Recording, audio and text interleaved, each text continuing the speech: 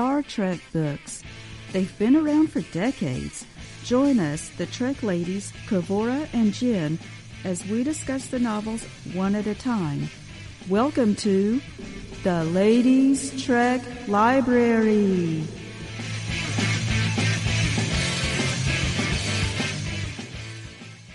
This month our book is Lives of Dax, which is a collection of stories by different authors. And I'm here with my co-host, Jen Foley. Hi, how are you, Jen? I'm good. Happy to be back to talk about Star Trek books. So, let's read the summary. I didn't see a summary on the back of the book, but there is one that's on Amazon and Goodreads, so I'll just read that. 357 years, 9 lives, 1 soul. Mother, father, engineer, ambassador, scientist, statesman, serial killer, Starfleet officer. At one time, Dax has been all of those things and more. The near-immortal part of a composite species known as the Trill, Dax is a sentient, worm-like symbiont, joined body and mind to a succession of humanoid hosts, carrying the memories of each lifetime into the next. Each incarnation is different. Each has its own personality, its own triumphs, its own tragedies, its own dreams. And each one is Dax. Okay, so that was a good summary, just to say it's about all the different Dax hosts. And so, of course, we know about, if you watch Deep Space Nine and Star Trek, you know that the Trill are a species that they are joined. Some of them are joined, which we find out in this book, not all of them. But there's the worm-like creature that is the symbiont that gets put inside a host, and the host is a human-like body. And that symbiont can move from host to host, while each time someone is joined with it, they can practically live out a whole lifetime. So the humanoid body dies each time, but the symbiont can die, but apparently it can live a long time in each host. So let's start with the first book, and this is a framed story. So we have Ezri Dax, who was the last Dax that we know of on Star Trek Deep Space Nine. And so the first story starts with Ezri and Vic, the hologram, on the holosuite on Deep Space Nine. And this one is called Second Star to the Right, and it's written by Judith and Garfield Reeves-Stevens, who also wrote some other Star Trek books. So what did you think of this first story, Jen? I love this story. Well, I'm a big fan of Garfield and Judith Reeves-Stevens. I've loved all of their books that I've read. I've read Federation, Prime Directive, Memory Prime, and the Millennium Trilogy, and I love their writing. I think they're fantastic writers, and I love this story. A lot of people hated Ezri or didn't like her because they were sad about Jadzia dying, and I thought she got a lot of hate, but I liked her as a character, and I really liked how they set this frame story with Ezri visiting Las Vegas, the desert, and having a chat with Vic Fontaine, because he's another one of my favorite characters. And the conversation between the two of them that leads into her telling the story of how she received the Dax symbiont, and then all of the stories of all the previous hosts. To me, it was just perfect. I agree. This was an interesting story, and the way the whole book uses this idea of the frame, it starts out with Ezri talking to Vic, and then she is going to tell him about her previous hosts, and so that explains why we're going to have the next stories, one about each host. That was a good way to do this. Okay, and just the way, the story was good. So she talks about how she got her first symbiont, or how. For Ezri, how she got the Dax symbiont. Because on the show, it wasn't explained in a lot of detail, but we do know from the show that she was one of the Trills that never really wanted to be joined. She had never intended to be joined. And so it was all a big surprise for her. They had to do it for her just because that they wanted the Dax symbiont to live, and she was the only Trill that was around.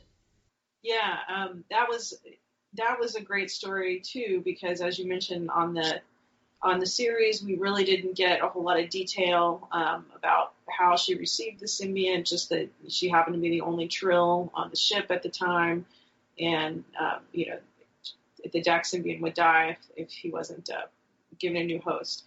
So to learn the story, it was a really good story too. Taking place during the Dominion War with a lot of action on board and some of the founders posing as crewmates. So it was really interesting. And just to get back a little bit to the frame story with Vic Fontaine, one thing I wanted to say is that a lot of people don't think of Esri as, her and Vic are having this conversation, and he's saying, oh, it must be so easy to be you because you've got all this experience from, all these lived lives. And she's saying to Vic, well, it must be easy to be you because you're just a hologram. And neither of them realizes how difficult it is for the other person until they start to talk about it. And you don't really realize everything. We got a little taste of how she was trying to adjust, but you really get a lot more of everything that had led up to this and why this has left her in this state of being confused and, a lot more to deal with than probably Jadzia was, who'd been preparing for this her whole life. Exactly. And it was a great idea to put Esri in that scene, in a scene with Vic. I mean, the fact that he was the one that they chose for her to speak to, and it may have been just for repercussions down the line, because later in the novels she moves off the space station. So we know that she's telling someone who probably won't have a chance to tell anyone else. I mean, because he'll be moving on to probably talking to other people on the station. And so maybe there was some thinking in putting those two together as far as storyline, but also a bit because they actually turned out to be good characters that worked well together, having this little heart-to-heart. Yes, they worked really well together, and I love the setting, which is, and I forgot the name of it now, but I looked it up because I thought this is a really interesting setting, and it turns out it's a real place in Las Vegas, this sort of graveyard for old and broken neon signs, and it is a place you can visit in Las Vegas, just out in the desert, all these neon signs. Wow. That is interesting. Okay, so the next story is about the first Dax host, Leela. The name of the story is First Steps, and it's by Christine Catherine Rush. And I don't think I've read any of her stories before. But what did you think about this one? I really like this one too. I would say, aside from the frame story, I think this was actually my favorite story. I haven't read anything by this author either, but I loved, getting to know Layla Dax. I don't know if it's Layla or Leela, but I always thought it was Layla, but who knows. But I love getting to know her and to find out about how, Trill, the story is about how Trill sort of starts off as this isolationist planet who doesn't really want contact with the outside world. They've had contact with the Vulcans, but they don't want to, interact with the Federation or other species. And Layla is a trained politician, and she sees this as not a good thing. And how when these aliens visit Trill, they're forced to confront their isolationism. And she happens to just be there at this particular important moment in history. And I don't know if we're getting into spoilers, but gets to meet an important person. So, yeah, I think spoilers are okay since that's what we've been doing. Okay, so yes, it is interesting how all of these stories, that they'll bring in characters that we are familiar with through Star Trek. So in this case, that they had to POW, the Vulcan, because, and they do say that Vulcans had already made contact with the Trill, but at this time, the Trill are isolationist. And yes, I thought this was a good story too, explaining how they used to be, and maybe a little bit about why they decided to change later. But we know that the Trill tried to keep the fact that they have symbionts, that's a secret during several of these stories. So, and that's probably part of the reason for their isolationism. They don't want anyone to find out what they really are at this time. Yes. I think it did explain a lot about why they were isolationist and, you know, how they're at this point hiding the secret of the fact that some of them are hosts to symbionts.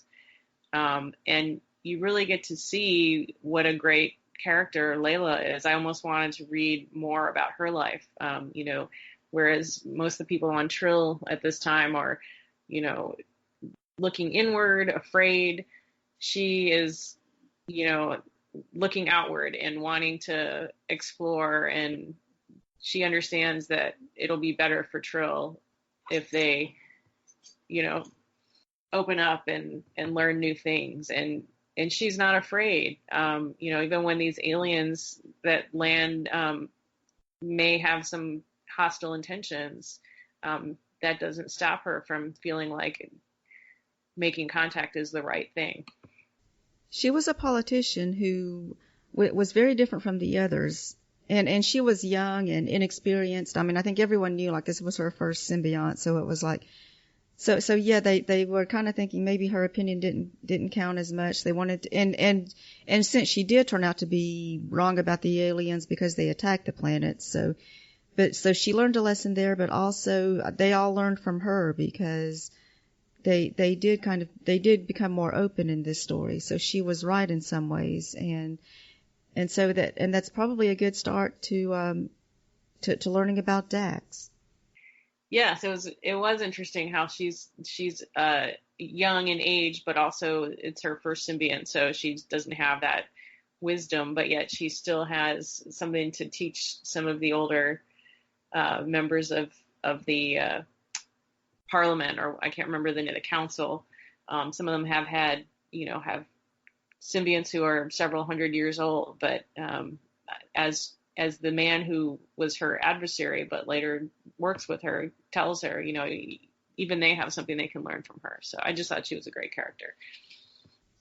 And the next story is Tobin. The name of the story is Dead Man's Hand, and it's by Jeffrey Lang. And so in this one we have the host that was an engineer. And what did you think about this one?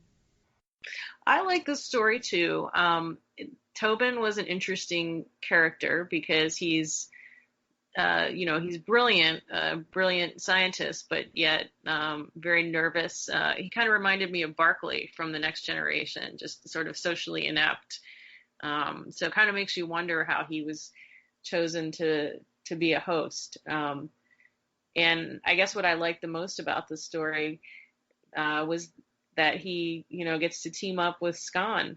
On the one hand, I was kind of like, oh yeah, so is he going to meet, and is every host going to meet a different famous person from Star Trek history? So it was a little cliched, but still it was a great story with him and Skan teaming up. Yes, and Skan, as we know, is the father of Sarek, Spock's grandfather.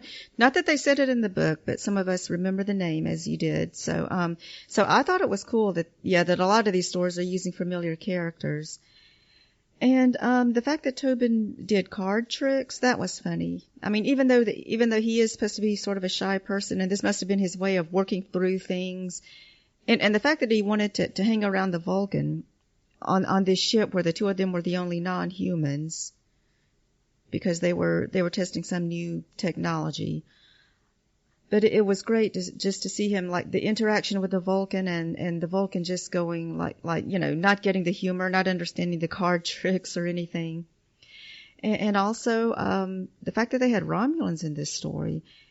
And I really like this story. This one was a good adventure type, out on a ship and exploring the unknown, and so they get invaded by Romulans, and the way that they thought themselves out of it. It was mostly Tobin and Skan who figured out what to do. So another great showing for Dax. Yeah, the Romulan story was a great one, and I think my favorite part of it was, they keep canon, whereas the Romulans are in these, atmospheric suits so that you can't see what they look like because, we don't know that Romulans are related to Vulcans until much later. And so they kept that. But the interesting part is that there's a scene where one of the Romulans in his suit is looking at Skan in this puzzled manner, and Skan can't figure out why this Romulan is looking at him. So only the reader knows this Romulan's probably looking at Skan thinking, who is this person that looks like me? So that was kind of interesting. That was my favorite scene with Skan and the Romulans there. Yes. Yeah, I was kind of thinking the Romulans at this time are not really supposed to know what humans look like or anybody, but they did. I think they did get to see everybody, the humans and the Trill and the Vulcan, but they don't know who everyone is yet. Yeah. And I guess they never said on the original series or Enterprise that the Romulans didn't know what they look like, just that the Federation didn't know what the Romulans look like. So they were able to keep that part because we never learn, or, Skan and Tobin, they don't learn that, what the Romulans look like. They just know they're humanoid and that's it. So. And then the next story we have is Emily. It's called Old Souls, and it's by Michael Jan Friedman. And of course, we know he's written a lot of Star Trek books. So the host Emily was actually mentioned. Mentioned on Deep Space Nine, but it was said in the episode Trials and Tribulations that Emily had met Dr. McCoy because he's prominent in this story. What did you think of this one? I didn't like this one as much, mostly because this was the first one, and there is another one later, but this was the first one that's not told from the perspective of Dax himself or herself. This is from McCoy's point of view, and I kind of felt cheated. Like I wanted to learn about Emily from her, and this is all just based on Dr. McCoy, meeting Emily, as mentioned in Trials and Tribulations. He meets her at a gymnastics meet when he's in college, and he has a fling with her. And the story itself, it just, I don't know, maybe it just a little romance, but it didn't really spark my interest that much. I enjoyed the story. I think it's kind of, it's there to be a change of pace and because they wanted all of these stories to be different. I mean, that's kind of how I look at it. I guess one book that just had this story wouldn't be much, but because this was part of several stories, I thought it was okay to break up the action of all the others. And this one did have a good, like a murder in it to keep it an action story too. And now the part about Emily and McCoy, their relationship, that was okay. Maybe it was a little too soon for them to just jump into something like that. Maybe, it does kind of feel like why would they have done that not really knowing each other that well, like only for a day when they had a relationship? Yeah, that's kind of what I meant about the story. The relationship felt like, it was basically like a one night stand. And the other thing is, she tells him that, at that time, it's still a secret that Trill hosts symbionts and that she has a symbiont, but yet she tells him, even though it's like against, she's supposedly forbidden from doing it. And I kind of thought, really? She has a one night stand with a guy and tells him this secret that she's forbidden. Like it didn't work for me. If they had been in like a long relationship, I could see her telling him, but it was like someone she had just met. So that part didn't work for me. Yeah, telling a big secret to someone she just met.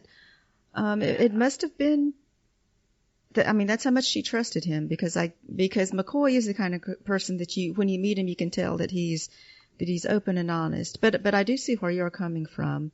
And another thing was that this book, so McCoy did not know at this time that he wanted to be a doctor, but by the end of the story, it was when he decided that he wanted to do that he wanted to save lives. Yeah, that was a neat little twist, having him make that realization. Although I don't know that that's in canon, because I feel like, now it might have been in a novel and that's not canon. So it might have even been in one of Michael Jan Friedman's novels. But I feel like McCoy had said that he always knew he wanted to be a doctor. Yeah. I mean, I kind of felt like like people who do become doctors, I think they usually do feel like it's something they always wanted to do. And of course, a lot of kids anyway say that they want to be a doctor when they grow up. But I do remember in Trials and Tribulations that Dax said something like that she knew that he would be a surgeon. In other words, like he wasn't a surgeon at the time she met him, but she knew that he probably would be because he had the hands of a surgeon. There was that comment.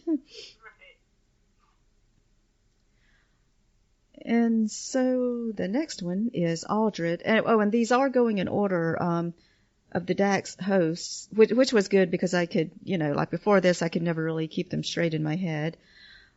So the next one is Aldred, and the story is Sins of the Mother, and it is by the initials S.D. Perry.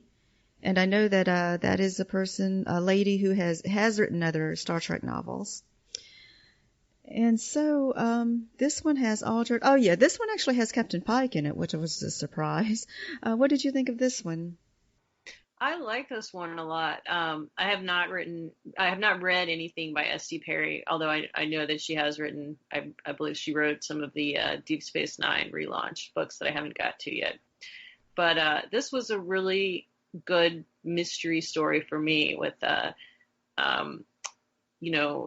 Dax with Captain Pike exploring this comet that has they've detected some biosigns that are similar to some trills. And at the time, Captain Pike and the Federation don't know that this is, a symbiont biosign, and that's why it's only detectable in some trills because not everyone is joined. So they're going to, find out what exactly is going on with these life signs. And I thought it was just a captivating mystery. And this was written like a letter. The whole format is Aldred is writing a letter to her daughter because her daughter is estranged from her, doesn't want to have anything to do with her. So Aldred is like finally coming clean and telling her daughter the reason that her daughter's father died. And so she's telling this whole story of they had found these other creatures that do have they share some DNA with the symbionts. And these creatures, which we can tell from reading the story, are from the TNG episode Conspiracy, where they had those little parasitic creatures that take over your body.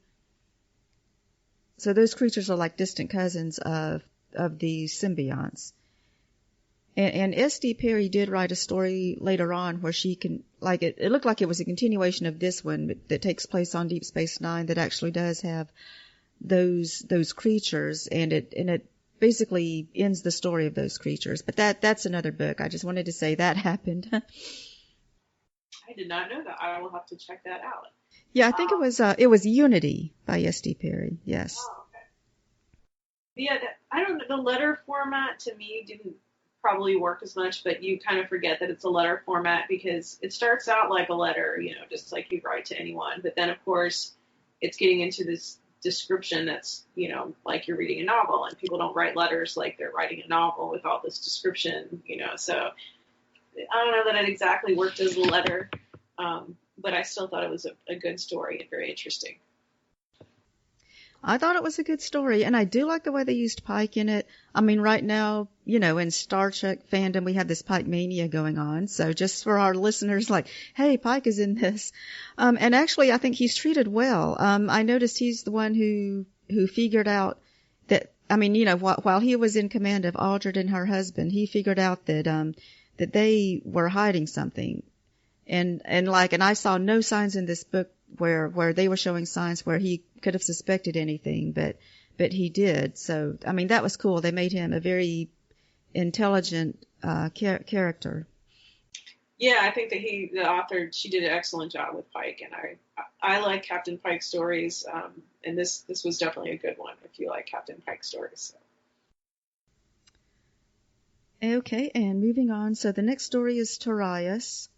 The name of the story is Infinity, and it's by Susan Wright. And, of course, I know that name from other novels. So what did you think of this one? I liked it, but to me, I think it was the shortest one. And it just felt a little too short. And, the whole We know from, and I don't remember the episode, but of course we know from Deep Space Nine that Tarius was a pilot who was killed in a shuttle explosion. And that's really all we kind of knew about him. And this is, all building up to the test flight that he takes where he dies. So it's kind of like we already knew, a few sentences in, oh, well, he's going to die. So to me, it didn't, I wish I had gotten more about his personality and not just a short little story about the last day of his life. Yeah, it was a short story, and it did seem to end abruptly, but that was, so that was really the point of this one, since we know he died in a shuttle accident. I do like having the characters from Star Trek 3 that had, Savick and Captain Styles, and they were working on the transwarp. I mean, that was, a good part of Star Trek lore that they brought into it. Yeah, I love seeing Savick in there because she's a favorite character of mine, and I thought it was well done having her in here. Yes, having her, she was working on it and trying to find a way to solve the problem with the fluctuations. She was this scientist type that was trying to help them and figure things out. And just like, as we know, Savick, she was very overeager to get this done, and they kind of felt like, well, why are you working so hard on this? Because they felt like, well, it's within parameters, so you don't really have to fix that problem, but she still wanted to. Yeah. And it was a good examination of Tarius and his wife too. And that part was handled well. Their love for each other, because Jadzia Dax does run into another host of that same symbiont that was Tarius's wife. Right. Yeah. So that was the famous episode on Deep Space Nine. I was just going to say about Savick. One thing that I like seeing too was, we know, the reader knows that Tarius is going to die, and it's because he's doing this test, and Savick is there saying, being logical and saying, I don't think the shuttle is ready. We need to do more testing and more work on it. And, being not a Vulcan and just sort of anxious to get this done and to be the first person to, hit the go past warp, he kind of pushes her logic aside. And that's what ultimately kills him, is that he was, in too much of a hurry. So it was nice to see that interaction, because we see that a lot, with Spock and some of the other Vulcans, where they're, and the humans and the non-Vulcans don't want to listen to them because they're just eager to do what they want to do and not necessarily do what's best, because that's kind of tedious. That is true, and so that's how Tarius died in this. So the next story is about Joran, the one that was the Dax host that had been a criminal. So the name of the story is Allegro Ouroboros in D minor, and this one is by S.D. Perry and Robert Simpson. I don't think I know Robert Simpson. But what did you think of this one? I like this one. Of course, we know Joran was a murderer, and that he was a brilliant musician. But I really liked how the authors sort of combined his passion for music with his insanity.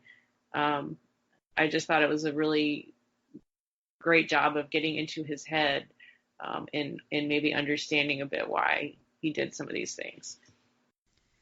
Yeah, this was a really neat story. I like how it was done. So there were these murders, like serial murders going on, and it had these two detectives that, Trill detectives. I mean, it read like a detective story, which was pretty cool.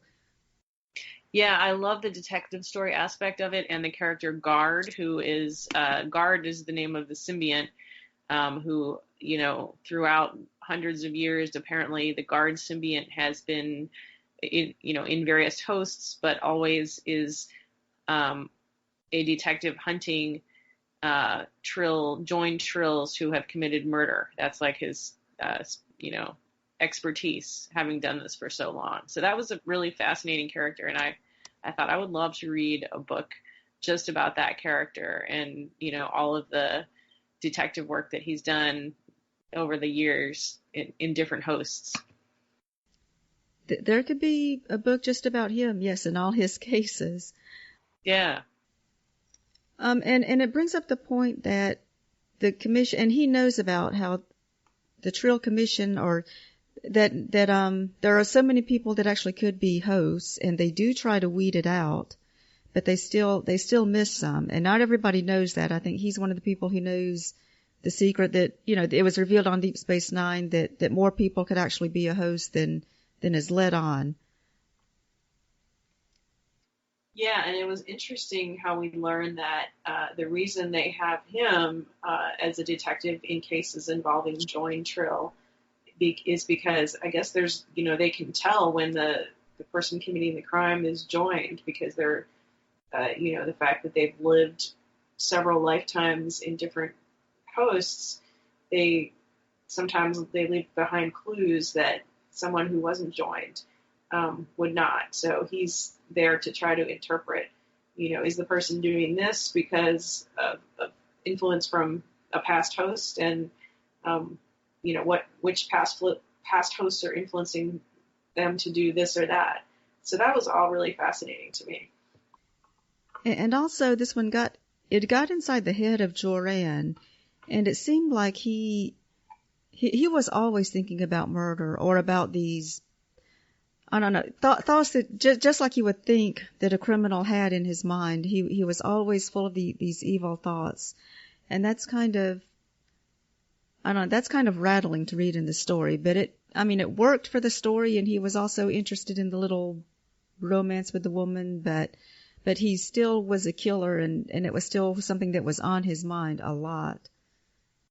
Yeah, it was definitely creepy, which I guess Duran was supposed to be. But it did kind of make me wonder, someone who's that obsessed with murder, how did they get past the commission? Because, you could see maybe someone got past and they're not a perfect host, or they have flaws. But someone who's constantly thinking about murder, that kind of was like, Yeah, how did he fool them? Yeah. Unless it was like the joining somehow made him crazy when he wasn't before. But yeah, that could be. Yeah, it wasn't explored, but that's a possibility. So the next story is about Curzon. So now we're getting into the ones we're more familiar with. The Curzon story is called The Music Between the Notes, and it's written by Stephen Barnes, who wrote the novelization for Far Beyond the Stars. So what did you think of this story?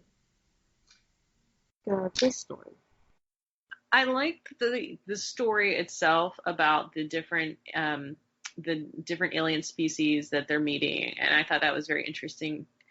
I again did not like that this was not from Curzon's perspective, and it was from Sisko's perspective. And also, and not to say the writing was bad, I think the writer did a great job of capturing a young Sisko, but at the time he's just kind of an arrogant jerk. And so I really didn't like reading from his perspective, because I was like, he's kind of a jerk. Yeah, I like the story, but I do think it had some flaws. Okay, so I did like that it had the aliens. It was a very good creative effort. The aliens that were all on this ship, and each one was a part of the ship, and the whole ship was the ambassador that was coming to this space station. I mean, that was interesting. And the woman that was the performer on the station, her name was Sabbath Nile, and all the men seemed to be infatuated with her, especially Benjamin Sisko. That was an interesting story too. And I do like the way it turned out in the end, the way everything came together. Some of the things that seemed a little strange. Well, I think the story kind of ended abruptly. This one it seems like it almost could have been longer. I know it's already in this book with a lot of stories, but for this story, it just seemed like it ended too abruptly. In the end of it, it had Curzon explaining everything to Sisko, and it was just pages and pages of talk, blah, blah, blah. Curzon just saying, well, they're like Sabbath is like this, and the that other race, the Batricans, are like this, and the Aziz, that, explaining everything because Cisco didn't understand anything because Cisco was the young ensign at this time. Yeah, it did end abruptly, and besides the fact that it was from Cisco's point of view, the other thing that I really would have liked to see was a bit of a younger Curzon, because we hear a lot about him on Deep Space Nine, but we're hearing about him as an old man, and he's already had a lot of experience, and so I kind of wanted to know like what made him be the way he is, and this from Cisco's perspective is he's already Curzon at this point is already the very experienced diplomat and that we know from Deep Space Nine. So we didn't really get a new perspective on Curzon. It was just kind of more of the same of what we already knew. Yeah, Curzon was already the wise mentor at this time. And it also ended with Benjamin wanting to be Curzon's apprentice, which I never quite knew that they had that kind of relationship where they were formally like a mentor and apprentice. I thought it was more like a friendship and not really something that was agreed upon where Curzon would be his mentor. But in this case, it looks like it was where Curzon was going to be his mentor from this day forward. Yeah, I also didn't ever get that from the series. I just thought from the series more that they had been friends and maybe Curzon had mentored him just by the fact that he was older and wiser, but not that there was this formal thing. And again, I mean, besides meeting Cisco in this chapter, the well-known person that we know is Admiral Janeway. But this obviously must be Admiral Catherine Janeway's father because she wouldn't have been an admiral at this time. But it was a nice little throw in that, Admiral Janeway is, says this or that. So. Right, just saying Admiral Janeway and not even giving a first name so that we know which Janeway person it is. And Cal Hudson is in this story. He's a friend of Cisco's that we saw in Deep Space Nine. So that was, a neat little throw in too. But yeah, I would say definitely probably a good story, but all these were good, but this was not one of the better ones in my opinion. Okay, yeah, I do like the originality of it and the way it turned out, but like I said, I did have problems with it. And so the next one we get to is the Jadzia story. It's called Reflections, and it's by L.A. Graff, which, and the book explains it's actually two women. So what did you think about this one? I like this one a lot. It was a mystery again, and although there was no detective in it, it sort of read like a detective story in a bit where you're trying to find out the mystery of how it is that Jadzia's sister, who was unjoined, became joined and has no memory of it. And, we don't know who the symbiont is or where it came from. So I like that story part of it. Especially because the relationship between Jadzia and her sister was great. We don't really get to know much about her family in Deep Space Nine, so this was nice. I think the show said that she had a sister, and maybe it said her name. I'm not sure, but yeah, it was great to see. I mean, something new about Jadzia, because what were the writers going to do with this? I mean, there are already so many stories about Jadzia. We know so much about her. So this was good, showing her sister that we've never seen before, and having the flashback scenes. And I like that it said that she and her sister were only 10 months apart in age, and they looked like twins for a long time, but then they reached a point where when they became young women, then they started to look very different. Jadzia grew taller, and her sister didn't grow as tall, so they no longer looked like twins. That was just something interesting to read that threw different light on their story together. Yeah, the only thing that I'd say that I didn't necessarily like, but I didn't understand was, when we finally learn what's happened to Jadzia's sister, and we learn, of course, that she didn't steal a symbiont as some people suspected, but that she was trying to help the symbiont survive because it had been part of a black market ring where, people could take this drug that would allow them to join and disjoin from the symbiont in a way they couldn't before. And so then the symbiont could be passed around to different people who wanted to experience what it was like. But the only thing that confused me is they didn't really explain the character, I don't know how you pronounce it, Bethan, Bethan, what motivated him to get involved in this black market symbiont ring. I mean, here he is hosting, he has a symbiont that he's hosting, and it makes you wonder, why would someone who, you could see why an unjoined person would do it, but why did he do it? And then eventually, he ends up being victim to his own crime. So I just didn't feel like that part was explained well. That's true. The one that the sister had, like the symbiont that was in her, that character. Yeah, we don't get to know him as well. That is true. It was a very strange story. I mean, I liked it, but yeah, looking at some of the things, now the character of Verad in this story, he was seen on Deep Space Nine. He was the one that stole the Dax symbiont, which only lasted for a day or a few hours. So he's back in this story. He's basically the evil person who caused all the bad things to happen in the story. He stole someone's identity, like, the guy that was the head of the Trill Commission. And not only did he take the symbiont, but he also somehow had plastic surgery and took the man's face as well. Yeah. That was really, I don't know, that was weird to me. Yeah, that whole part was kind of just confusing, and I still don't really understand.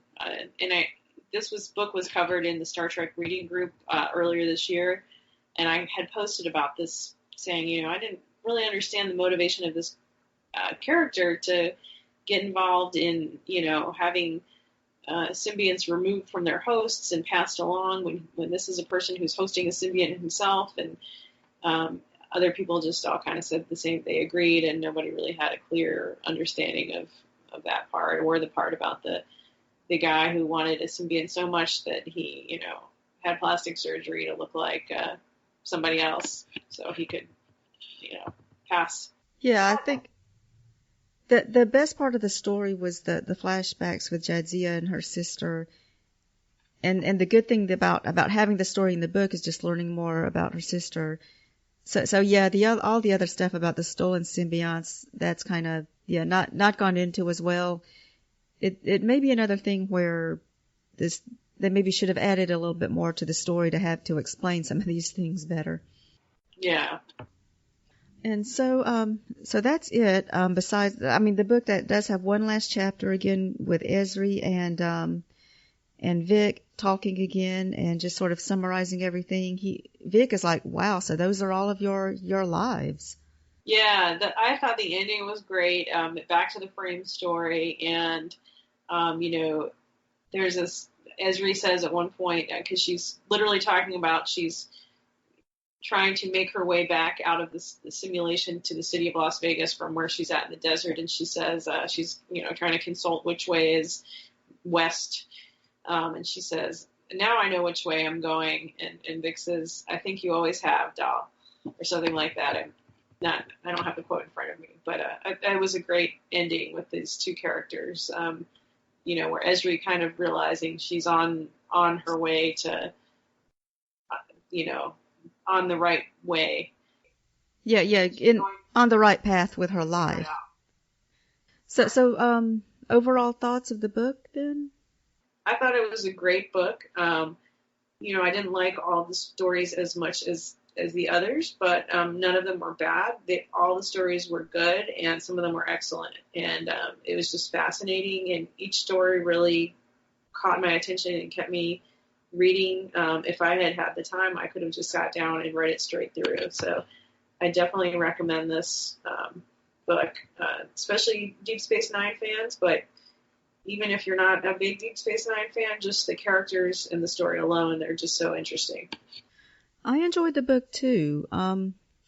It's a great way to learn about Dax. I love all how the stories were different, how they explained different things, the way they were done from a different point of view.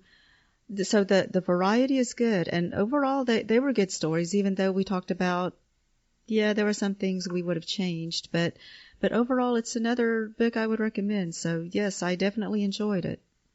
Yeah, and I'd also say the one thing that really is interesting for if you're not a big Deep Space Nine fan, but you're just a Star Trek fan, um, it's just so much of the history of Star Trek because each Dax has lived for so long that each story took place in a different time period, and we really get to know what's happening with the Federation and in the Star Trek world during that time period. And that alone was interesting to just go back in time and relive some of these time periods.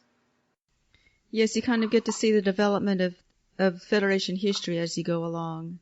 All right, so thanks a lot, Jen, and that concludes this episode. Thanks for listening. Make sure you hit that subscribe button and join our Facebook group. Live long, and may the Force be with you. Nanu Nanu.